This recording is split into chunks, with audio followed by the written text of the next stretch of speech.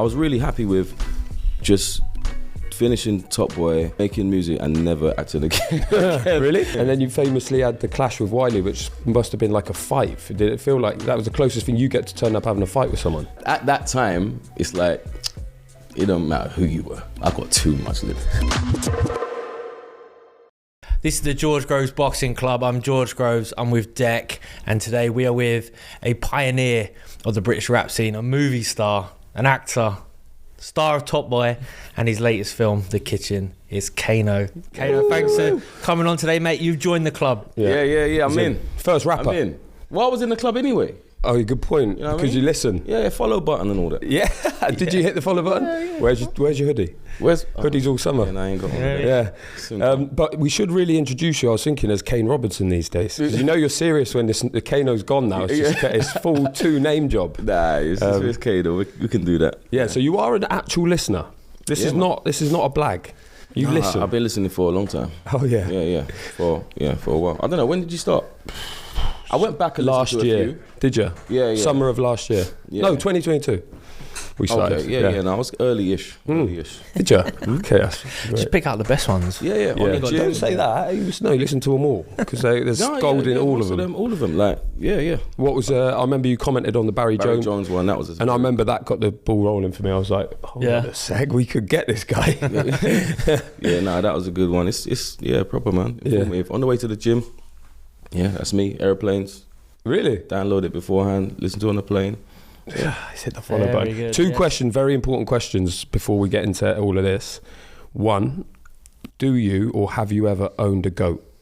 A goat? Yeah, no goat? Like a curried one? No, full-blown goat. Because Adam Azim has bought a goat. That's crazy. Have you bought a goat? You're really trying to keep this alive. I'm just saying, look, because you might have been like, yeah, of course I've got a goat. Yeah. No, that's weird, isn't it? Yeah, you know. Okay, so no goat. Curry goat only. Okay, second question, are you on Strava? No. Okay. No. Two big crosses. Yeah. Okay. So, should we start with CBS? You've started this interview and made it really weird now. That's the point. We've got to try and bring him back. That's the point of this whole podcast. And he's hungover as well. Are we allowed to say that? Yeah. Because you've had a busy week. You've had a busy month. Week. Yeah, it's been a busy month. There's a lot of promo for this film that's out now as it goes. The Kitchen, and been drinking a lot when work's finished. What was it last night? Last night was a release party. So in the film, there's a roller skating scene. So we done it at Flippers, roller skating venue, and Did you skate? A few rums. I didn't skate. But, Speaking of rum, bought us presents, didn't you? Yeah. Because last time I saw you, you kind of fucked me up. That was your fault. Do you want to know what actually happened? Right, I thought, right, let's easy. I thought you were going to dip straight away because I was like, he's going to come to the premiere. This is the Mike Skinner film. You'll show up and then get annoyed by people talking to you and then go home. And you're like, oh no, I'll have another glass of wine. And then you turn up next time with brandy. I tried to be civilized. Yeah. So I think it's kind of your fault. Oh, and that was a bad hangover. Yeah. And we were with Chris Billam-Smith that night. Doesn't drink a drop. Yeah. And obviously now CBS is sort of synonymous with Hail, your tune, one of your tunes. Did you know about Chris before? What came first? Did you hear the ring walk? I heard the ring walk. Did you? Yeah. People was like atting me and sending me clips of him walking out to the tune. And then like kind of connected through there, you know what I mean? What's that like? Is that a good feeling? Is there like that's mine? Yeah, like he stole could have asked me. Well, actually, in terms of that's mine, my Mark Finley, who I train with, but he's like a good family friend. He had a white collar fight the other day, and I said, "What you coming out to?" And he said, "How?" And I was like, that's Chris's. He's like, I knew you first. And he came out to it. Did he do it, yeah? Yeah, he done it. And he told Chris as well. But yeah, no, so just... Did he win the fight? He won the fight. Yeah, he won. Of course he did. He dropped the guy. It was a 3-round thing. He dropped the guy, I think, in the second, and then he won on points, yeah. But no, it's good. It's good. It's a good feeling. I got to say, I mentioned this to you before, I think Scott Cardle was the first one to walk out to Hale. Scott Cardle, the lightweight. Shout out Scott Cardle. You must know him from England. Yeah. He walked out to Hale. Yeah. Back in the day before Chris. Chris probably killed me for saying that, but I'm just saying it's a good ring walk tune, isn't it? It's a good ring. And Chris always said he thought you did it in mind because of, like, Welcome to the Rumble and like what you're saying in the... I didn't. Yeah, he asked me that before, but I mean, it was made as an entrance to an album, you know what I mean? It was the intro track, but never had like Ring Walk in mind, you know what I mean? Ring Walk's like, it's good, like, but do you know what does my head in sometimes? You know, like when rappers come out and Ring Walks, like... You don't like it? No, it's not I don't like it. That was the next question. It's always like, it's always got this like delay, you know what I mean? And like some of that like kind of bounce back and it's never... Do you know what I think that is? I think that's where... They haven't spoke to the TV. They haven't spoke to the production. What they've done is the fighter showed up and gone, yeah, my mate, who no one's ever heard of, he's going to rap me in. And you're like, oh, we ain't ready for that. So he's done what he's brought his own mic. It's not going to work. Whereas if it was a production, like Kano's part of it, I think that'd be to be fair, the AJ Stormzy one, that was good. I thought that one was good. Yeah. That come across well. And I think he started in the ring though, didn't it? It wasn't a walkout thing. It was more like a PA really. Yeah. And as soon as I see when they ain't got in ears, I'm like, that's it's gonna be crap. Yeah, you know what I mean. I wouldn't know that. Nah, I'll look out for that now. Although JK did it the other day with someone from Brom. I can't remember who the boxer was. Maybe one of the Afros. Can't remember. And he was just on the stage. He didn't do the walk bit. Okay. But very few, have done a good one. Even Eminem didn't do a good one. Ooh, no, that was a bit weird, isn't it? You just introduced him and then it just didn't rap his own tune. Yeah, he was like, nah, that's a bit more money. So you're not going to do it, no? No. Has Chris asked you? Yeah. You were like, nah. What about if you had like a unification undisputed fight in MGM or something? Nah. Still no. It's a hard no. It's his song, he doesn't want to share it. Yeah, good point. Yeah, fair enough. Let's talk a bit more about the kitchen. So how did this come about? So obviously this is your first I looked on your IMDb. You've been in some films, but this is first proper main lead role, your film. How did it come about? Come about through, I don't know, it got brought to my attention, I don't know, probably through an agent or something, but I know Daniel. I didn't know him too well, but Daniel Kaluuya, who created the project, he wrote it. I didn't know they've been working on it since 2014, so it's like a long time in the making now. Nearly 10 years. Yeah. January 2014, they had the idea in a barber shop or something, you know what I mean? And then started developing it from there. Around a couple of years ago, it got brought to my attention, spoke to the co-director, Kibwe. He's got architectural background, and he's like, I want to, create this world and set in the near future and show me all the imagery and how it's going to look. I had a few chats with Dan and I thought I'll get involved. At the time, I didn't really think I would be acting anytime soon again after Top Boy or whatever. But it sounded intriguing enough and something that's quite ambitious. I thought important story to tell. Gentrification, people being kicked out pushed out of London. So I just wanted to be a part of that, really. So it's sort of like a dystopian setting where, very extreme, example of gentrification, but quite like parallels with real life. A bit kind of Black Mirror-y in that sense, where you're watching it that's actually happening now, or similar, kind of like a cartoonish version of that. Yeah, exactly, just like that. And the character I play, character called Izzy, and he's so this place called The Kitchen. It's like they kind of stand together and they fight against the powers that be, and they're like, we refuse to move, and police come and raid them and try and get them out.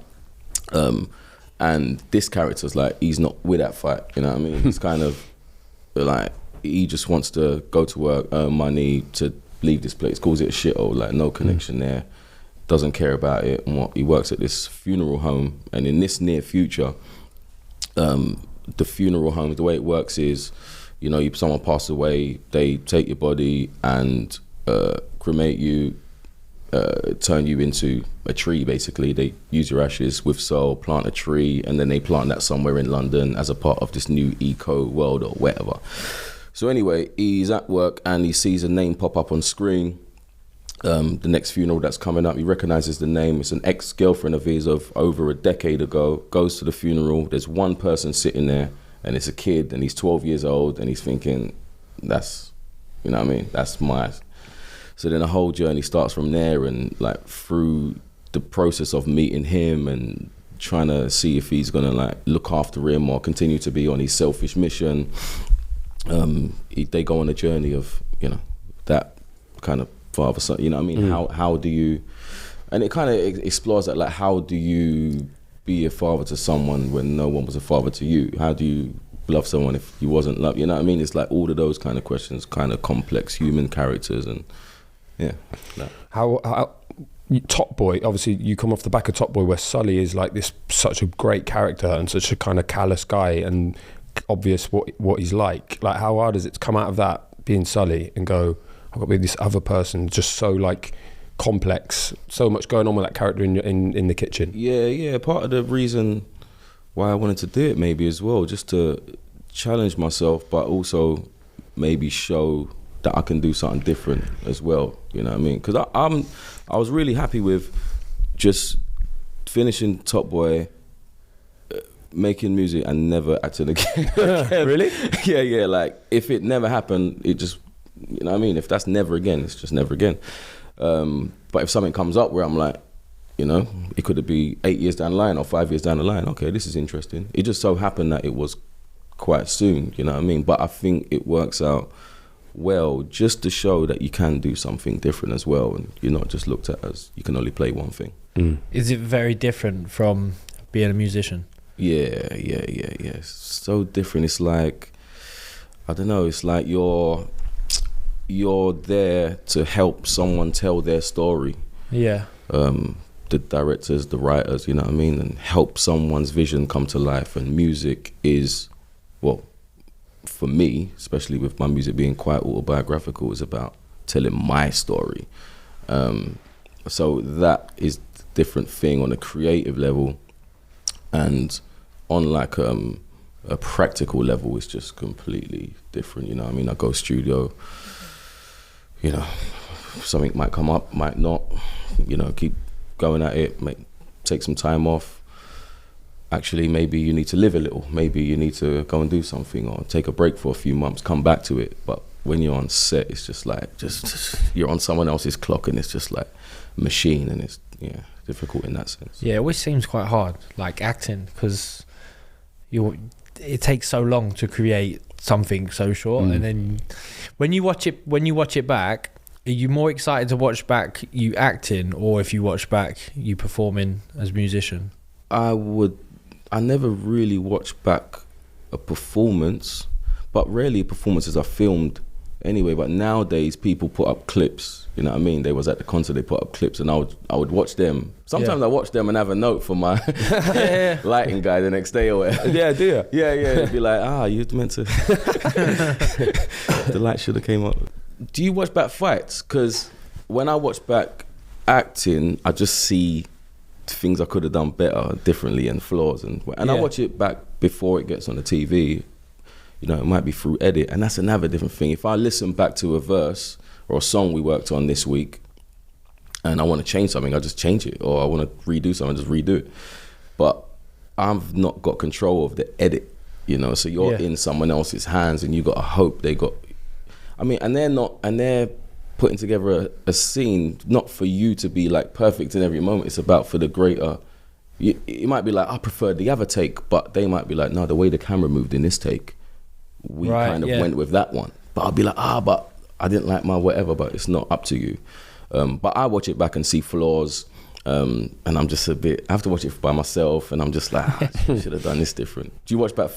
When you watch back fights, do you see imperfection, or do you see, even if you won? Like? No, you watch back, you'll literally watch it back to critique it and be like, I did this right, I did this wrong, you know, where can you make improvements, what you know. And then, but there is that element of when you box well, you watch it back for the pleasure. You're like, I'm really good, that was good. As well as the stuff that's not actually boxing. You're watching the ring walk, like, my Kano sounded really good, didn't it, you know?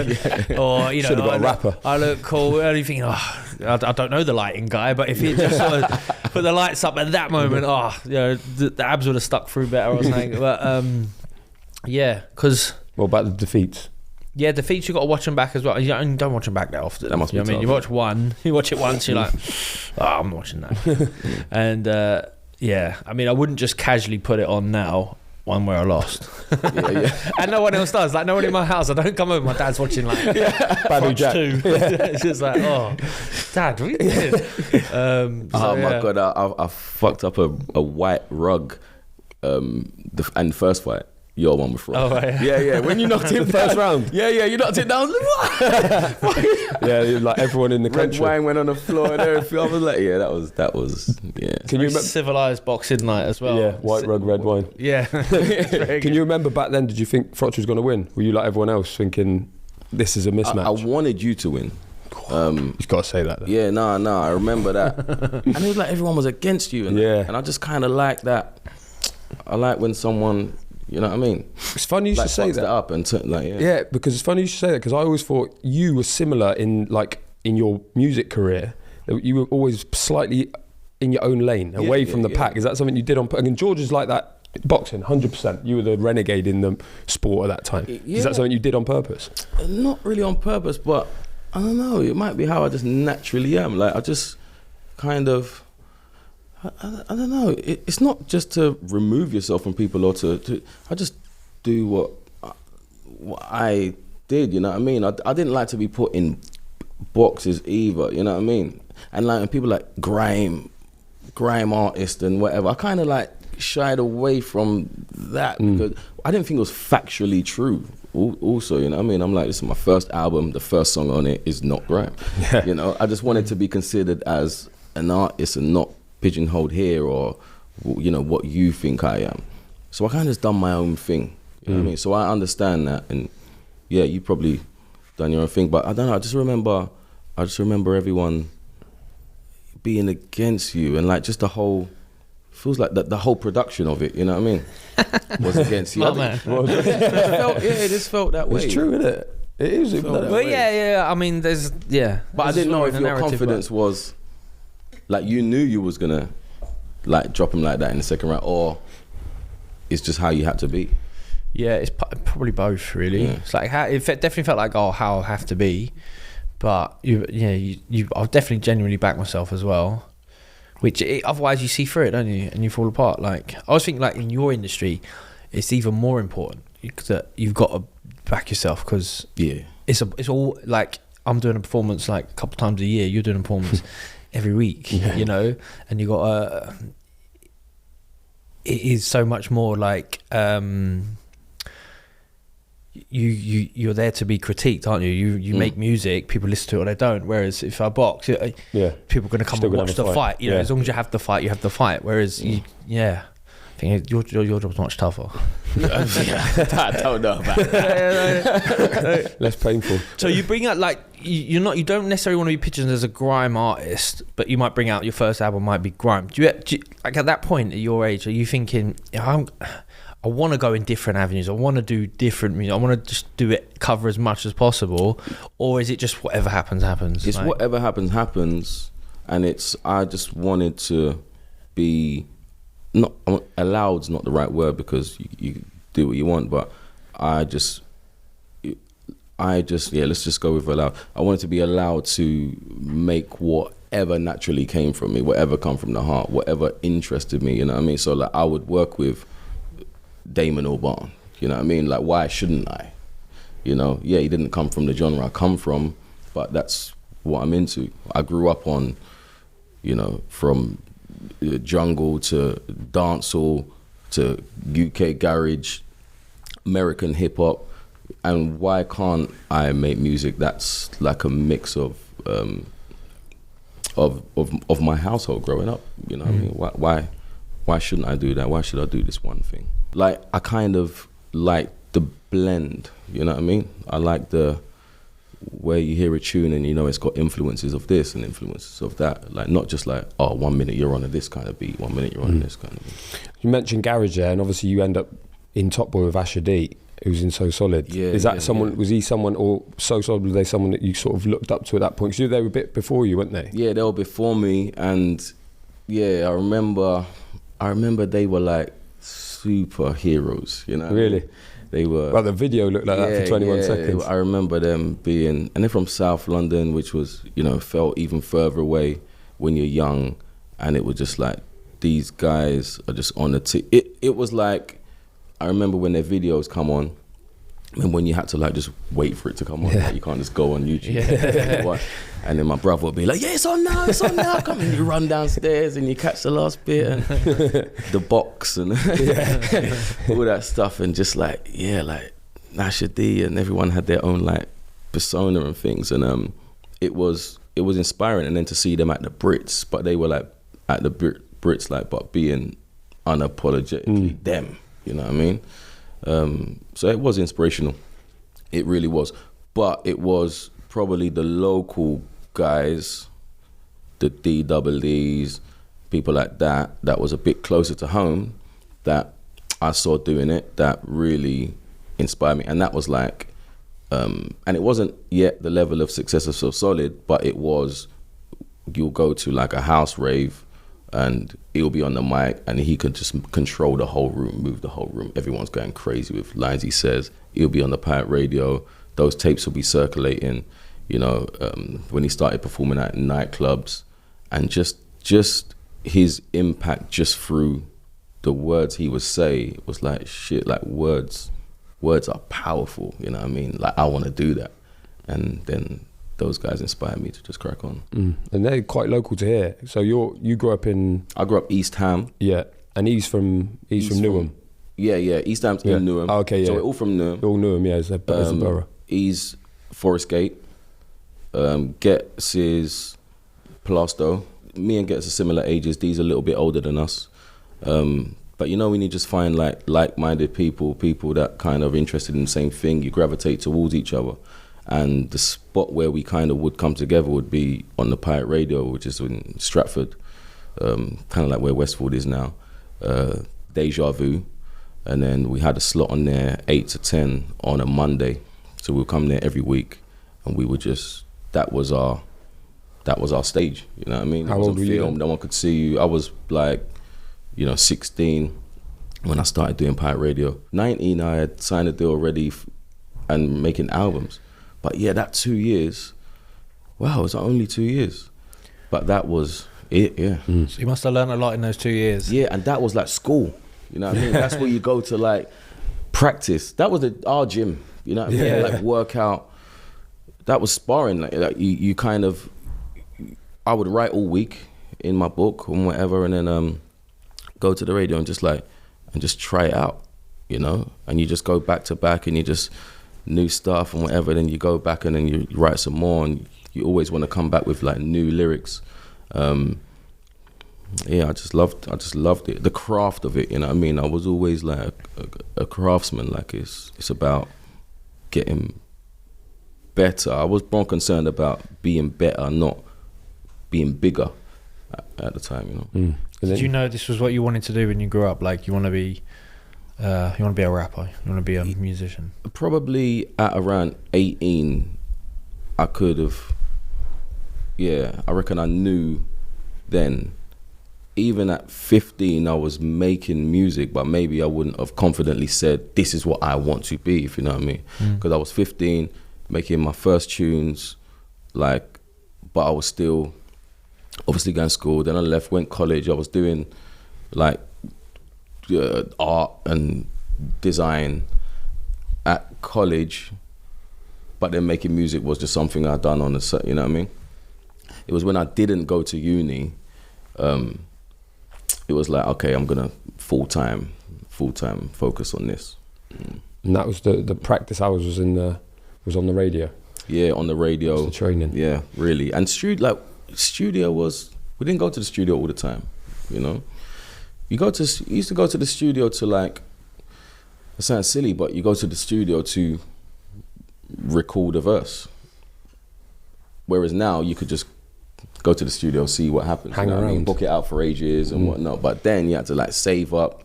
It might be like £20 an hour or something like that. So I'll try and save up like 60 quid, or even my mate I was with yesterday, 40, like he was playing football from young at Charlton. So he was like YTS earning a little bit of money. It's like he might give me 40 quid, you know, or 20 quid or whatever. Then I'll put my 20 to it and I've got 3 hours now. So when you go to the studio, I'm probably doing like 4 tunes in the 3 hours to get my money's worth. Yeah. And the radio, pirate radio, you have to pay to go on it. So that was £20 a week. Yeah, you pay yourself. Yeah. £20 a week. And so it was like, you must have really loved this thing. Business. Yeah. And then you famously had the clash with Wiley, which must have been like a fight. Did it feel like that was the closest thing you get to turn up having a fight with someone? Yeah, but it wasn't a fight in the sense where you knew your opponent and you could prepare all week, and then you know. So you didn't know? It just happened. No, it just happened. Not like now when they know they got and yeah, stuff. nah. We was just both in the same space in Jammer's basement, and you know, like people egg it on, like, you two should, whatever.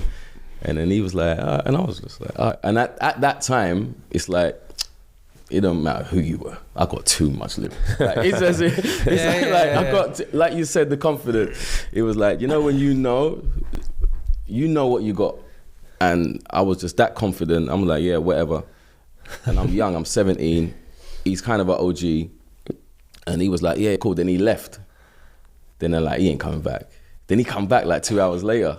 I'm like, he's come back. What, he bottled it? Yeah. Then we just was going. What has he done in that 2 hours? Yeah. What, I mean, like, seriously, what has he done? It's a revision. Yeah. He's like, tell me all you know about this Kano guy. Who's that guy anyway? Yeah. That was like Froch Groves 1. Yeah, that was a big You thing. were the Groves. It was big at the time. It was people still watch it now. Yeah, but it happened and it was filmed because those days, like, people just started bringing DVD cameras around. And you know what? You got to respect those guys, like the ones that fought to pull the camera, you know what I mean? Because we wasn't documenting ourselves in that way, although, wow, we could have had some, you know what I mean? A Jordan documentary. Yeah. Like, recording all that footage. But there was a couple guys, Capo and Ratty, that were doing Lord of the Decks, which then turned to Lord of the Mics, Risky Roads. Yeah, we're filming. So we filmed the clash and then put it out on the DVD, which never got paid for. No, still waiting. Probably done a few copies, but it just wasn't about that. You know what I mean? So yeah, that once out DVDs, then people got to see it from, you know these things used to like slowly travel up the country, and then people burn it and give it to their mates and whatnot. It wasn't like upload to YouTube, everyone's seen it. It's like a slower build. And you were playing football at this time, or was it, because you were at Chelsea and Norwich, weren't you? Yeah, before that though, that was even younger. Like, 12, 13, 14, that kind of time. Still play now? No, I ain't played for ages. Do you reckon you're the best footballing rapper? Is there a rapper that's better at football than you? Dave said he heard I was. Oh yeah? Yeah. He plays. Is he a player, yeah? Yeah, he plays, yeah. Last time I kicked a ball was last year in Jamaica with Dave, as it goes, Akala and Smithy, mate of mine. Yeah, was having a kickabout. But we used to play Power League every Thursday at Beckton. It still goes on, but I ain't kicked a ball for ages. I would box more than play football. Like, just in that gym. brings us nicely on to... So when did you first start boxing? Like, you've been training for a while now, yeah? Yeah, just like little stuff, you know what I mean? Like, I ain't really sparring, but just it's more for fitness. But you know that fitness where you're learning something at the same time and you want to like get better at it, or and I like boxing and I like watching boxing. So I don't know, like 4 years ago or something. And I saw you with Leon McKenzie on the pads. He's the only person I sparred with. Oh yeah? Yeah. How was that? How you think he was? He's a good footballer as well. Yeah. And he was at Norwich, wasn't he? Yeah. But that was... How long did you go? Like, how many rounds did you do? We was doing... So he was sparring me and Mark. So Mark would do a round, then come out, and then I'll come and do a round, come out. Yeah, so I don't know. I think I done like 3 rounds in the end. But he was just almost like walking me through it, you know what I mean?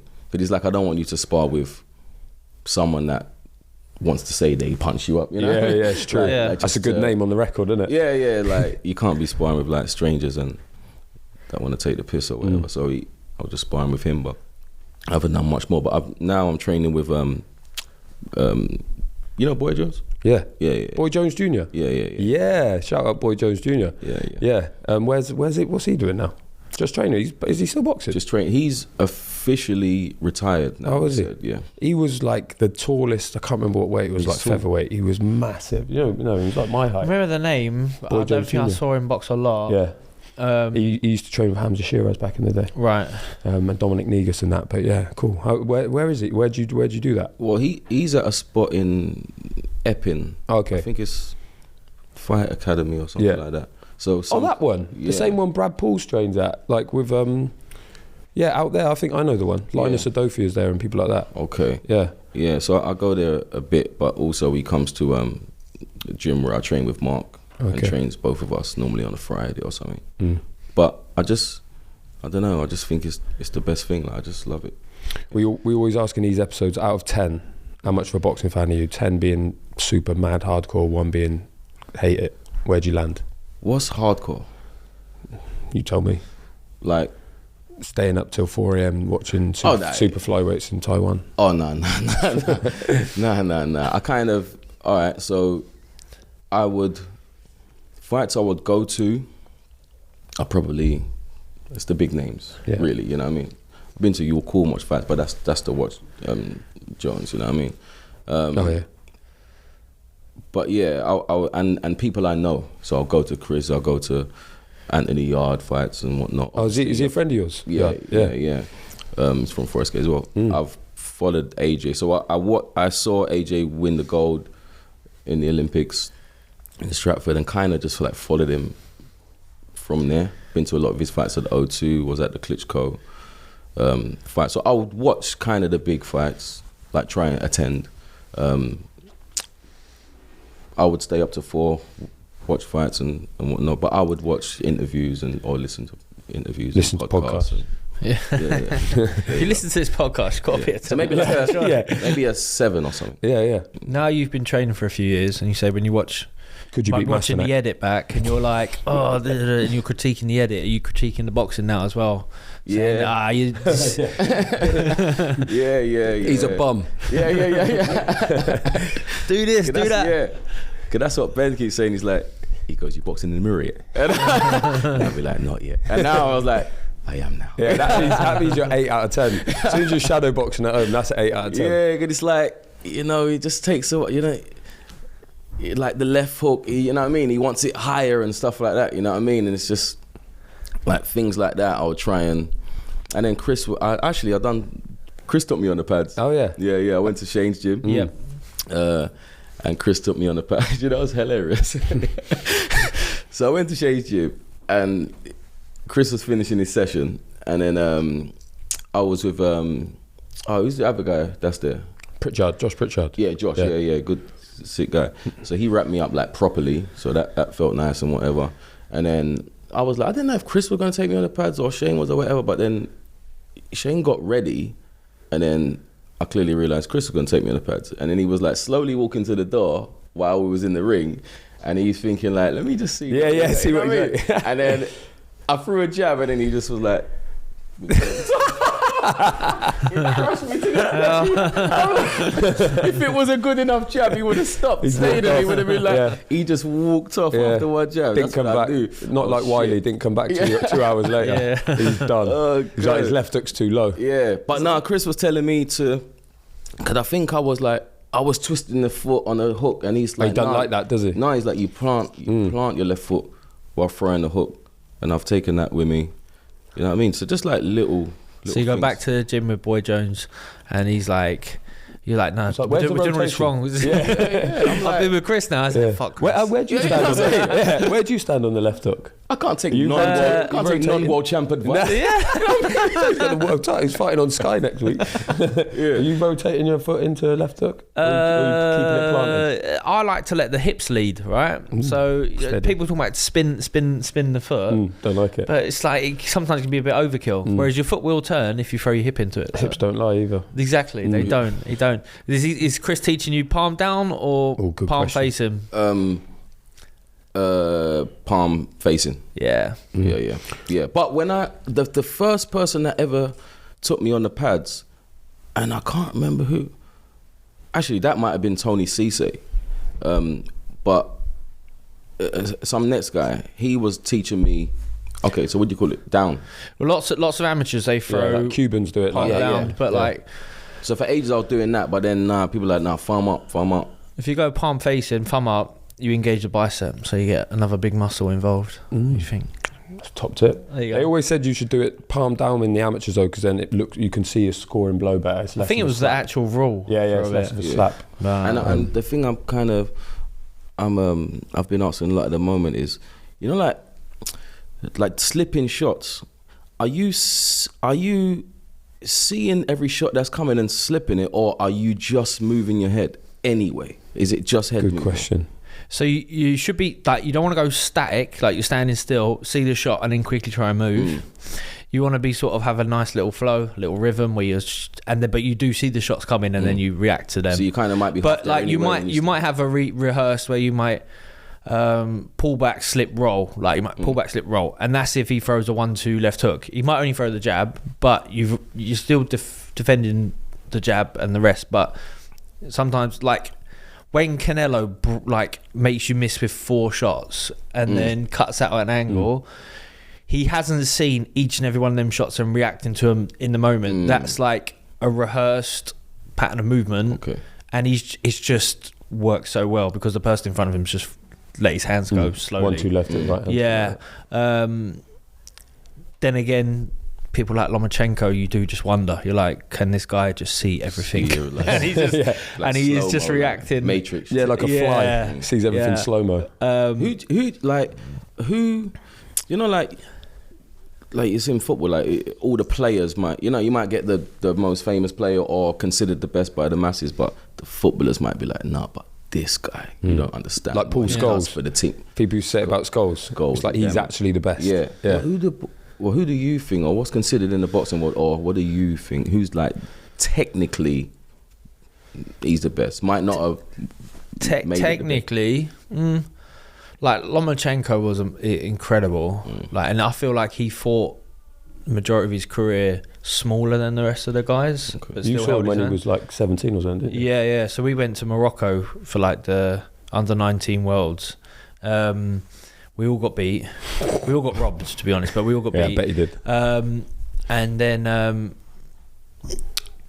Cuba sent 6 fighters, and Cuba were the best in the world. They're better than Russia, better than everyone at this point. They won 5 gold and 1 silver, and the one who lost in the final was to Lomachenko. And this guy Lomachenko fought the entire, like, all the prelims, the quarters, the semis, orthodox, and then fought the final southpaw. That's Ronnie O'Sullivan. Yeah. And Did you know? I was hating on him a bit, I think, because everyone was very excited about this kid, and I was like, he ain't that good. And then I was like, I watched the tape, and I was like, he's really good, but it's a flyweight, I don't care. But yeah, like, and sometimes, like, Amir Khan was amazing amateur, right? And you're like, but he just got rapid feet and rapid hands, and it was point scoring at the time. So it's like, we can all do our best to try and replicate that, but if you're not as fast as him, you won't have the same success. And then when someone like Lomachenko comes along, you're like, yeah, we want to replicate him, but fuck me, where do we start? Do you know what I mean? Where do we start? He was just so good. Like, but it's definitely natural talent, but also I think he just did the right training, drilled it time and time again, because his dad, who trains Usyk, had the same success. You know, like Usyk, bigger guy. So, but I think he's technically one of the best fighters out there at the moment. I think one of those Paul Scholesy figures is Guillermo Rigondeaux, who obviously Lomachenko actually beat. He's so good. Is he black? Technically, yeah, Cuban. Yeah. He's technically amazing. I watched that fight. But like, he got a lot of heat in America. People said he was boring and that, and he would sort of won't fight for ages. But like, talent, technique, like technical ability is unbelievable. Yeah. Beat up Donaire as well, but then he got beat by Lomachenko in the big clash of the two like stylists. Didn't have an answer for him. Everyone's on a new aim nowadays. Yeah, have you seen much of him? Did you see that? The Fulton one, is it? Yeah, Fulton, yeah. Yeah, that and Tapales and maybe Christmas. one before that. Yeah. I didn't see the one at Christmas, but I know what happened. But yeah, he looks a bit serious. Yeah, he does, doesn't he? Like proper. Yeah. What are your earliest boxing memories? Like, when can you remember boxing popping up, watching it, and that? Tyson. Oh yeah. Like the 3 a.m. Yeah. 4 a.m. Like all my uncles and aunts staying up to watch fucking 90 seconds of Tyson clapping someone over. That was the thing. And that was mad because Lennox is from East London. Yeah. We grew up in East London. And a lot of my uncles and that know his brother, and they used to go to Lennox fights. But it was weird. Like, I should be a Lennox guy, you know what I mean? Like I am now, like looking back on it now, I think what he's done is probably even, you know, better than Tyson and whatnot. But we was, like, the young kids were all like Tyson'd out, you know what I mean? He's had this aura and this thing about him, and I didn't really like support my own on a British level, you know what I mean, in terms of that. So even in the Tyson, the Lewis fight, I probably wanted Tyson to win. Did you? But yeah, Tyson, those were the early ones, and Nazim. Yeah. Yeah. Those were the days, weren't they? Two big characters there that you've spoken about, and that's what it takes to cross over, really, and to get the attention of people who are doing other stuff. Yeah, you can't just be a good boxer. Yeah, and same in music as well. Yeah. You know what I mean? Sometimes someone's just like technically very gifted, and other people have just got bigger characters, or can have more impact, or got, you know how to, like, one line might go, you know what I mean, and that becomes the hook, and then that, you know, someone can get bigger than someone else because of that, not because they're better. Are you always working as a musician, like in terms of a line will pop in your head, do you have to write it down? I heard what Skinner said the other day. He said he had got a rule where he has to write it down or whatever. I don't really. A line might come into my head and go, but if I remember it, then maybe it was a good enough line. Yeah. And if I don't, then maybe that's the test. Yeah, maybe it wasn't. Yeah, but always working. No, I'm not always working. I'm always thinking about music. Not always like in terms of creating music, but just like thinking about music, or hearing a sound, or hearing an old song, or, you know what I mean, hearing that string line. But it's never really lyrically, it's probably more musically, you know what I mean? Hearing a drum pattern, you know what I mean? Like on a production level, I'm always working. But in terms of lyrics, I'm a bit more of a intentional writer. And it's for me, it's that balance. You need to live and experience life, and that's where material comes from. And I like music to come to me, but I also know if I want to go raving every day and just think music's going to come to me, it ain't. So you need to put yourself in the right position and then wait for music to come to you, if you know what I mean. Makes sense. Yeah. Do you need a deadline? No, I don't. How many deadlines have you hit? I need a deadline though once. I need a deadline once we have produced a lot of material. We have kind of know the shape of the album, but we can keep producing these forever. We can keep tweaking forever. That's when I need a deadline. Yeah. And then things start moving from there. Like, cause, and that brings another energy. Like having a deadline brings another frantic energy of and that brings its own thing. That's almost like an instrument, you know. Have you has stuff changed for you, like as you've got older with experience, making more and more music? You know, like when you're boxing, like just go into the changing room, gets more and more familiar, you figure out what works for you, what don't. Does that happen for you in music? Yeah, I think it has. And I don't know, it can even, on one hand, it can slow down your process, which is not, well, I would like to produce music more often, and I probably could make an album every year, but I don't know if that would be good enough. The material be good enough. And people might want that from me, but I don't think they'll really want it because it won't be the same level of, you know what I mean, or standards that I may set for myself. But yeah, it can slow down the process, but also it can speed things up at a certain point, you know. Knowing what's, you don't waste there's not a lot of wastage when you kind of have gone through it so many times, you know what I mean? So before, we might have like gone down this whole road for months just to be like, oh no, it's not that. You got to explore, But I think now we kind of know.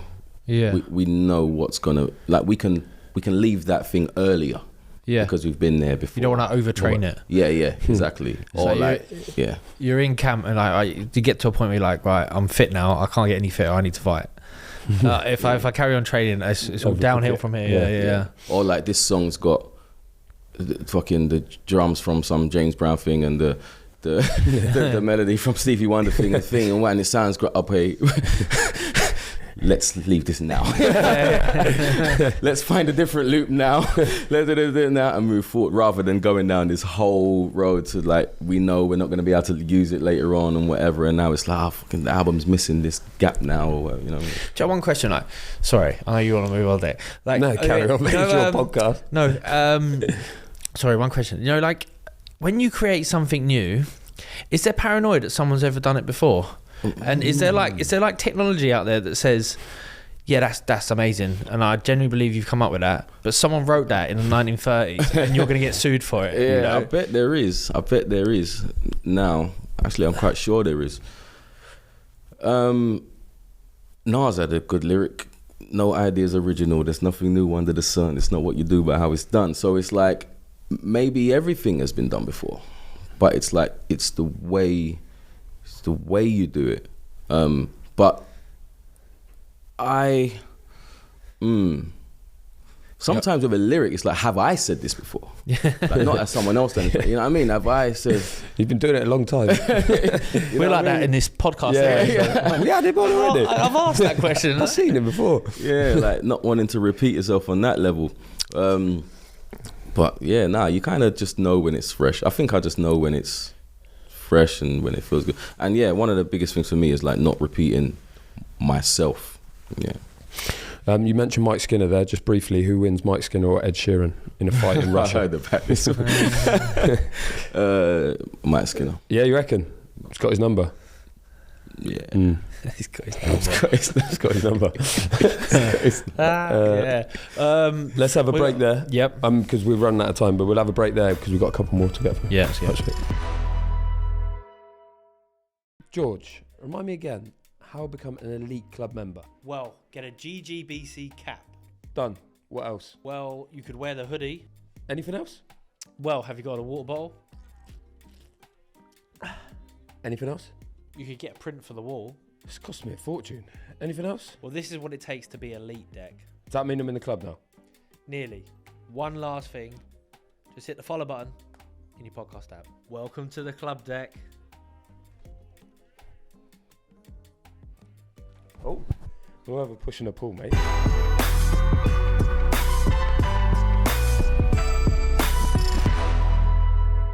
Right, we're back.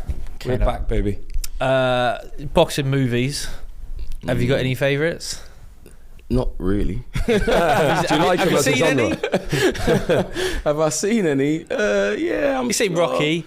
Seen, obviously, Rocky. Seen Raging Bull? Creed. Raging Bull. That's probably the best one, isn't it? But that's serious film. That. Have you seen the Creed? Creed. Yeah, I've seen Creed. But it's not. I mean, Creed's cool, but it's not like a. I've never seen it. No. Yeah, I've seen it. Exactly. You're not selling it. Yeah, I liked it. I saw it on the plane. Yeah. So whenever anyone says worth a watch, I always think that must be shit. Then worth a watch means nah. But films that kind of I don't know, like you would want like a boxer to be like, that's real, but not the fighting. Like I would probably want to watch a boxing movie that like has no fighting in it. You know what I mean? Yeah. Like, what's the dressing room like? Yeah. After a loss. You know what I mean? Like that. Yeah. What's the day to day like? What's the, the fighter that hasn't won the belt? You know what I mean? The fucking, you had him on the podcast, the journeyman. Yeah. Poochie. Like that's maybe I would want to watch. Shout that out film. Poochie. You know what I mean? Well, that's funny going up and down, making small money. Yeah, he's got he's in the pub. Yeah, are you free for the next 10 years? we could maybe do it. It's funny, actually, the Journeyman, there's a film called Journeyman by Paddy Considine. His film, he's in it, and there's barely any fighting in it because it's about, he has an injury and stuff. Really good film. So it's a boxing film using the sort of the drama of boxing, but without the punching. Yeah, and then there's a documentary, a Jack Johnson one. You've probably seen it. It's very long. Yeah. 2 parts. I think Samuel Jackson's narrating it. that's probably the best boxing doc I've watched. Well, I haven't seen that one yet. Very Sounds good. Yeah. Would you consider being in a boxing film? Yeah. Because you probably got the Tekker's like requisite technique now from all your training that you could do boxing it. in it. Yeah. You could be like the main protagonist is whatever journeyman. Yeah. I don't know. Maybe you could speak to Daniel. He might be able to put something together. You must watch boxing films and be like, that technique's off. Or Yeah, a lot of them are, but you sort of you can look forgive past it, that. don't you? Yeah, I mean, I grew up on Rocky, and like it's that okay? That's the standard. It's like when I watch films like and people rapping and there's no pop shield and you know what I mean, they ain't got headphones on, or they're like the music's playing loud when you're meant to be like how all of this bleed, like this is so fake. Johnny Harris's film Jawbone. That's the boxing in that is very good, like proper, and he's doing it, and he used to box high level, won the junior ABAs, and he's a proper boxer. And I know you didn't ask about the book. A book I'm looking forward to is the one on knockouts. That thing he's doing. That he's on. Andy Clark. Andy Clark. Yeah. Knockout book. Yeah. I'm looking forward to that book. You got any other boxing book? You read any other boxing books? No. I don't read much books, but that's the book I'm going to read when it comes out. Because we've got down here, maybe you now, because with your experience in the movie industry, and now maybe you could become a producer and director. It could be a boxing one. Yeah. If you put me and George in it, what would we be doing? Or in it, or what's the just quickly think of a storyline immediately. Promoter Rob's fight. I never heard that one before. Yeah, that's a good idea. What do you think would be the most fun to play as an actor? The boxer, the trainer, nice. The promoter, or the manager? Ooh, I reckon the promoter. See, he sits at the top table and he looks the part. I think you make a good promoter. That gives me an idea. Yeah, but promoter. I think being the manager, you could be like a proper But I think like two sides, like Cutsman or something. You know what I mean? One of them. Like, what does he do when he goes home?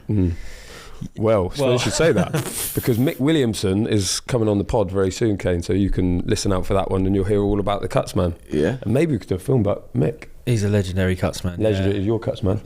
Yeah, he was. Yeah. So when do you bring a Cutsman in? Like, good question. He just comes in on a night. Just the night.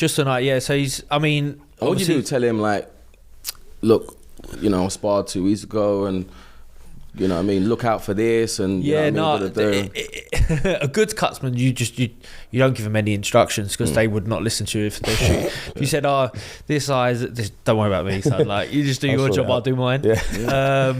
And they just come into their own once you start bleeding. Like, they see the cut before anyone else. Okay. They got like shark sensors or something. They can smell it. And then and then they start leading the corner because obviously they've got to get in and do the work. Yeah. So who was it this week? It wasn't that long ago. Someone jumped in, and then the Cutsman threw the coach out. So because he needed a proper. Because he needs angle. to get right. You only allowed one in the ring, in the corner. One person can get in, so it's usually the coach actually in front. Yeah, but so you can't have the coach and the cut. So sometimes the Cutsman be around the side, or he'll be like, "I need to be in the front," and the coach is in the ear. So them guys probably sometimes they do nothing. Next fight, nothing, and then one time you need them, and they earn their money. They save your career. Like a goalkeeper. At a good team. It's just more moody. But we'll get Mick in. There's a podcast in that. Promotion then. Fancy being a boxing promoter? I thought this the other day when you were at Bournemouth. I was like, he'd be a good promoter. Nah, not at all. Too much work. Not at all. I'm too nice. He deserves more. He deserves more money. He'd end up scared. You know what I mean? Nah. It's a mad one. That. In Bournemouth, that one just on Hale. Unless I'm a Saudi promoter. Well, you could go. Money's no object there. Maybe Turkey's watching. Well, if Saudi and Turkey are listening and watching, then just in case we can't get, I mean, the promoter side of things, I think that's a tough one to crack, but. Get your fight out there, mate. Yeah, that's no problem at all. Yes, but we need an opponent. But we need an opponent. Yeah. So let's make a fight. Let's do some clickbait. It's clickbait time, baby. Yeah. So I mean, you've got a broader horizon now, so you can pick an actor or a musician. Or a rapper. Tell you, don't want to fight is Napper. You've seen him? He is massive. And he actually messaged the other day because he's managing fighters. He's involved in boxing. Yeah, I heard. But he is massive. Nah, he's Was he big back in the day? He was big. Not as big as he is now. but he's always tall. He was a sprinter. Oh, was he? Yeah, he's a run 100 in really? 11, under 11 or something like that. Yeah. They'll crack your skull. Yeah, definitely will. So who are we thinking? Okay, so not Napa. Let me go for one of these actors. You can't have Ed Sheeran. Actor, yeah? You reckon actor's softer touch than a rapper? Yeah. Yeah, they've gone to like Rada and that, haven't they? I'm going to go with a pal of mine, a good pal of mine, Stephen Graham. You don't want to fight him, you mental. Stephen Graham, he's been in the gym. Yeah. Seen him. He's training for a boxing movie. Yeah, but he's scouts as well. They're always... Yeah, he is. Oh, fuck that then. He's put on a bit of size as well. Yeah. But I got height and reach on him. Yeah. I'd watch it. That's an intriguing fight. He sounds hard as well, doesn't he? Yeah, he is. And he's my favourite actor. Yeah. Yeah, he's my favourite actor. Him and DiCaprio. They're the two. Who wins in that fight? Daniel Kaluuya, to be fair. Who out of DiCaprio? Winner gets Kaluuya. Yeah, I heard. Yeah, Stephen Graham, I reckon he could do some damage. A bit little Stephen though. Graham, I think we... Depends what your schedule's like, your schedule's like. I think we can make this happen. If we get you in here, I mean, we could probably get you a fight. That was the hard bit. Who's the... what's the venue for Kano against Graham? Oh, because you've performed everywhere. We were saying before, MSG. You've been Royal Albert Hall, sold that out. They fight there as well. They do, yeah. They used to do it all the time. It's very rare now, but yeah, that's a nice. Anthony Yardbox there actually, your mate. Okay. Your call's a bit. Royal Albert Hall, I think this is Royal Albert. It's got prestige to it. Yeah, hasn't it? And you're familiar with it as well. Yeah. So it's still an iconic London venue. Yeah. But it's good acoustics in there. Yeah. It's your home pitch as well. Yeah, Royal Albert Hall it is. And it's London, so he's got to travel. Yeah. He'd be down on the coach, and all your fans be outside throwing rocks at him. The coach. Who is the coach? Would you have Boy Jones Jr. in there? Yeah, got to. Yeah. Boy Jones Jr. Coach. Yeah. Ref. I don't know. I think Mike Skinner. Skinner is the ref. Yeah, why not? Yeah. He's a bit laid back though, isn't he? Yeah. I think you'd let a lot of stuff slide, wouldn't he? You know. Yeah. Yeah, he would. I don't think He's too busy crowd surfing while the fight's going on. Yeah, he wouldn't spot half of it. Yeah. And the press. So let's think about pre-fight press conference. You and Stephen Graham on the top table. You know he's going to bring the heat, like that severe Scouse heat. Like he's going to be on you. How would you play it? I like how Usyk's playing it. You know what I mean?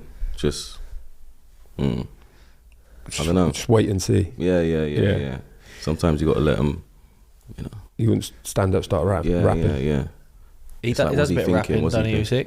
Usyk does do a bit of rapping. He's got some cool dances as well. Yeah, he fucking juggles everything. He juggles, Yeah. What's He does the thing with the coins as well. The coins, yeah. Mad, man. Maybe we could do that at the presser. Just learn the coin thing. Yeah. That would throw Graham off, I reckon. Yeah, he's not ready for that. No one wants a piece of that. Now you're a performer though. Two very important questions. What are you wearing? What's the get up? Because you could do anything there. And also, we need a ring walk tune as well for that. I think I'm going like all white. Oh, All white. nice. Yeah. Like Muhammad Ali. Yeah. It's very Jamaican dancehall, all white parties. They do like all white parties. Yeah. So yeah, all white. So you go in full robe, or you go in hooded gilet, or you go in something a bit more abstract? I'm going like, was it Royal Albert Hall? Yeah. I'm going like suit with tail. You know what I mean? Like Velcro jacket, like you tail. could do like Velcro, so it's like a full Monty job, because that would take ages to take off. Or you just thinking just the robe? Just a jacket. Oh yeah, like a Crombie with a tail. Yeah. Top hat. Nah. Nah, a bit much, isn't it? Yeah. Like a fucking like an angel. I'm doing it. Yeah. Jesus. Yeah, don't do that. Yeah. No top hats. And the tune. Oh, the tune. Can't do Hail because Chris would probably sue you. Probably Street Fighter by DWE. Yeah, let's keep it British. Yeah, that's a good one as well. Yeah. High paced. You need a jog down there though. Are you going to ask him to wrap you in, or are you going to say, no, that never works? Yeah, no, never. You can't pull it off, never works. Never works. Yeah, I don't think he'd do it either. I think he'd pay you if you asked him. Yeah, He'd be like, probably not, mate. When you were in Bournemouth and you were sat there and the ring walk's happening, like, because where you were, it's literally about 10 metres away. Yeah. Was it a weird feeling? And everyone was looking at you as well. Could tell. They're like, it's fucking this song. Yeah. How did that feel? Have you been to a fight where someone's walked out before to a Kano tune? No. That was the first one? That was the first one. And then, yeah, Mark done it when he copied Chris. Yeah. But Mark's ring walk was about 10 metres. It never got to drop. Didn't even get to the drop. And they played the wrong song as well, and he refused to come out. He's like, no. What song did they Took play? Ages. A different Kano one? No, like some next song. Oh, really? Yeah. And he waited for ages anyway. But yeah, we never even got to the drop. But Chris one's banging, you know what I mean? But you can't beat a big fight ring walk, you know what I mean? Like you get to the, you know, like when you, isn't it awkward when you go up there and you shadow box for a little bit and you're standing around and it's a good question. You're waiting for the drop. Yeah. So you just got to persevere. You look like a bit of a knob though, don't you? No, but if it's a good crowd, like if it's a big crowd and it's a long ring walk, like as in, yeah, you might be at like the Wembley Arena, but they ain't sold many tickets, so they've curtained off half of it, and you got like, yeah, exactly. like Chris's one was yards. small as well, wasn't Yeah. it? You know, they tried to get Chris. They turned up at the venue and they went, "Can you do your ring walk? Come down through the crowd." Oh yeah. And he was like, "No, you can't tell me this now." There was a lot of steps. Yeah, it was like I fall over and this crowd's amazing and stuff. You don't want to be. You can't be doing that. And he was like, no. So he just obviously it was a small. And then one. you got guys. Yeah. Like, nah. But it did mean, he has to hang around a bit to get to the good bit of the tune, to get to the But point, do you rehearse the that meat stuff? of it. Nah. Did you rehearse the bus? I think the bus they must have. Yeah, I think they got it out, and I think they said like go stand up there, come down these steps, and then you walk over there because you could just go the wrong way. That was a cool ring walk. Do you get does it all get a bit? I don't know. For me, it takes about 3 songs till I kind of calm down.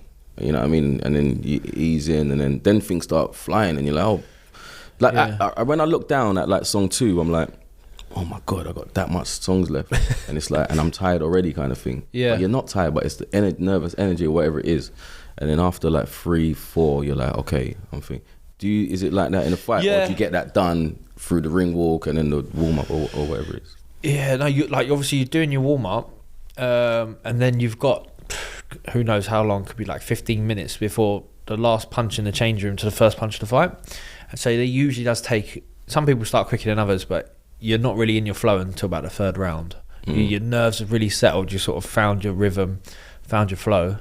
So that makes sense when you compare it to like a couple of songs. You might be on your 4th song to get in, but the ring walk isn't necessarily part of the fight. So you're like, it's just a different part of it. So you're enjoying it as well as like trying to stay focused on the fight, but you can't use that as to warm you up to start quicker, if that makes sense.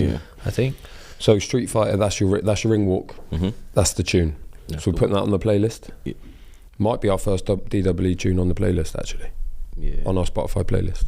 Needs to represent. Yeah, it makes sense. Bit of East London in there. Right, we're going to add it on. Yeah, it's in. I mean, that's that.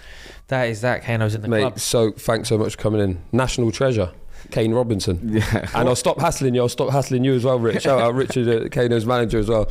Always the same. Once it's done, it's like, see you boys later. You got to go back to Paris anyway. Kane bearing gifts as well today. Fucking dry January, thing of the past. Duppy white. Yeah. So what we got in there? Got some, I think it's the whole range, but yeah, Duppy white, some spice rum, probably the aged, and then some cans, like pre-mixed cans. Oh, we've got a can thing going on. Yeah. So, okay. Pink and tin. we all know it already, but yeah, your movie The Kitchen's out. Where can we see that? So The Kitchen is out now, and it's streaming on Netflix. So yeah, all around the world, wherever you are, check out The Kitchen, man.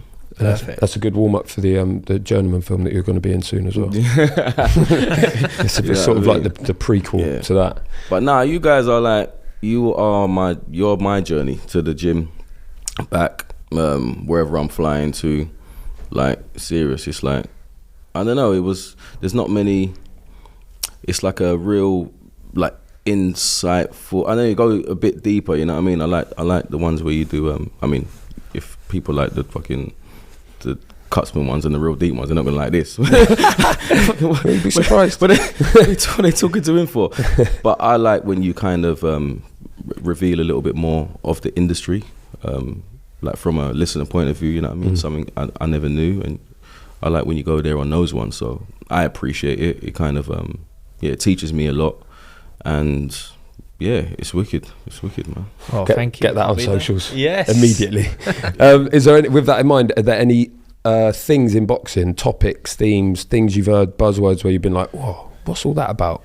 That you think we could make a pod? Yeah, we spoke about the journeyman one, because I didn't know. I thought a journeyman was like a shit fighter that, you know, like someone's always going to beat them. I didn't know they was kind of like probably sometimes can beat the opponent, but it's about giving that person rounds and kind of you know, it's like an education process that they're a part of. I didn't know that. Are there any ones that we haven't done yet? Like, what would I like to see? The Cutsman one would be good. It's coming. I don't know, like something on the business side of things.